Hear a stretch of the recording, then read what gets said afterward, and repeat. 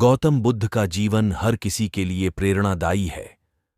गौतम बुद्ध बौद्ध धर्म के प्रवर्तक थे।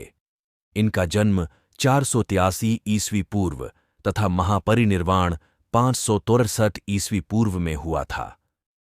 बचपन में उनको राजकुमार सिद्धार्थ के नाम से जाना जाता था। बौद्ध ग्रंथों के अनुसार गौतम बुद्ध के जन्म से 12 वर्ष पूर्व ही एक आर्षि ने भविष्यवाणी की थी कि यह बच्चा या तो एक सार्वभौमिक सम्राट या महान ऋषि बनेगा।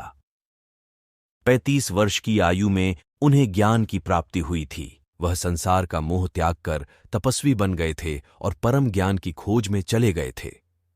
आइए आज हम आपको सिद्धार्थ के महात्मा बुद्ध बनने तक के सफर के बारे में बताते हैं। बुद्ध का गोत्र गौतम था। बुद्ध का वास्तविक नाम सिद्धार्थ गौतम था। उनका जन्म शाक्य गणराज्य की राजधानी कपिलवस्तु के निकट लुम्बिनी में हुआ था। बुद्ध के जन्म के 7 दिन के भीतर ही उनकी माता का देहांत हो गया था। उनका पालन पोषण उनकी मौसी गौतमी ने किया था। शिशु का नाम सिद्धार्थ रखा गया था। शाक्य वंश के राजा शुद्धोधन सिद्धार्थ के पिता थे।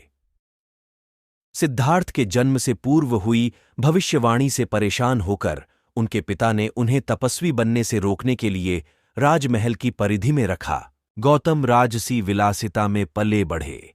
बाहरी दुनिया से आक्रांत, नृत्य करने वाली लड़कियों द्वारा मनोरंजन, ब्राह्मणों द्वारा निर्देशन और तीरंदाजी, तलवारबाजी, कुश्ती, तैराकी और दौड़ में प्रशिक्षित किए गए थे। कम उम्र में ही उनका विवाह राजकुमारी यशोधरा से करा दिया गया। दोनों का एक सिद्धार्थ बचपन से ही अत्यंत करुण हृदय वाले थे। वह किसी का भी दुख नहीं देख सकते थे। इतने प्रयासों के बाद भी 21 वर्ष की आयु में उनकी अपने राज्य कपिलवस्तु की गलियों में उनकी दृष्टि 4 दृश्यों पर पड़ी। ये दृश्य थे: एक वृद्ध विकलांग व्यक्ति, एक रोगी, एक पार्थिव शरीर और एक साधु।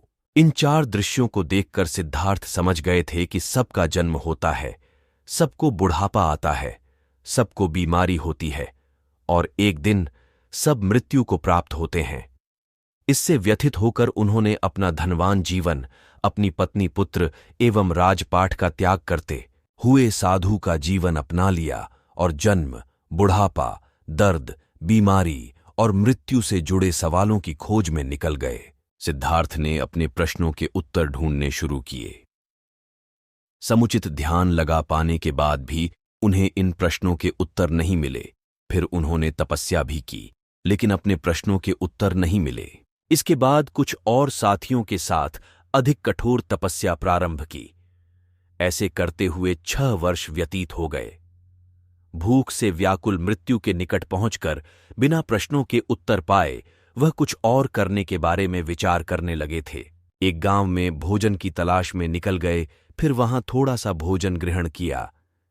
इसके बाद वह कठोर तपस्या छोड़कर एक पीपल के पेड़, जो अब बोधिवृक्ष के नाम से जाना जाता है, के नीचे प्रतिज्ञा करके बैठ गए कि वह सत्य जाने बिना उठेंगे नहीं।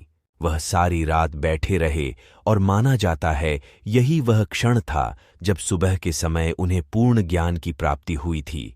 उनकी अविजया नष्ट हो गई और उन्हें निर्वण यानी बोधि प्राप्त हुई और वे 35 वर्ष की आयु में बुद्ध बन गए। बुद्ध को शाक्य मुनि के रूप में भी जाना जाता है। 7 हफ्तों तक उन्होंने मुक्ति की स्वतंत्रता और शांति का आनंद लिया। प्रारंभ में तो वह अपने बोधि के बारे में दूसरों को ज्ञान नहीं देना चाहते थे। बुद्ध का मानना था कि अधिकांश लोगों को समझाना बहुत मुश्किल होगा। मान्यता है कि बुद्ध को स्वयं ब्रह्मा जी ने अपने ज्ञान को लोगों तक पहुंचने का आग्रह किया था, फिर वह इस पर सहमत हो गए। इस तरह उन्होंने अपना पहला धर्मोपदेश उत्तर प्रदेश के वाराणसी के पास सारनाथ में अपने पहले मित्रों को दिया था।